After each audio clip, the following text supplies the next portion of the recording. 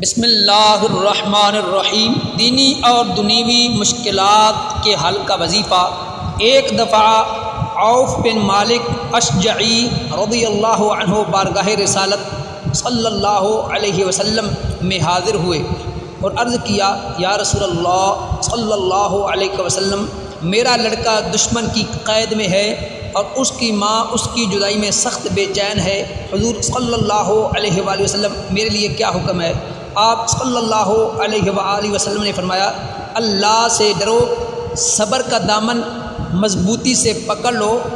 میں تجھے اور تیری بیوی کو حکم دیتا ہوں کہ تم کثرت سے لا حول ولا قوت الا باللہ کا ورد کیا کرو۔ انہوں نے ایسا ہی کیا اور ان کا لڑکا اس کی برکت سے مال و دولت لے کر خیر و عافیت سے اپنے والدین کے پاس پہنچ گیا۔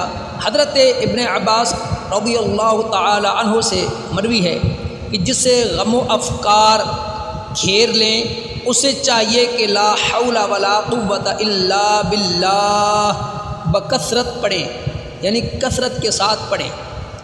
یہ جنت کے خزانوں میں سے ایک خزانہ ہے، یہ جنت کے دروازوں میں سے ایک دروازہ ہے۔ ایک روایت میں ہے کہ لا حول ولا قوت الا باللہ کے ساتھ ایک فرشتہ اترتا ہے اور صحت مندی لاتا ہے، کیونکہ یہ 199 امراض کی دوا ہے۔ روزانہ 100 مرتبہ پڑھنے سے کبھی محتاجی نہیں ہوگی۔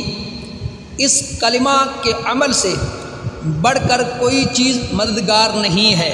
صدق اللہ العظیم۔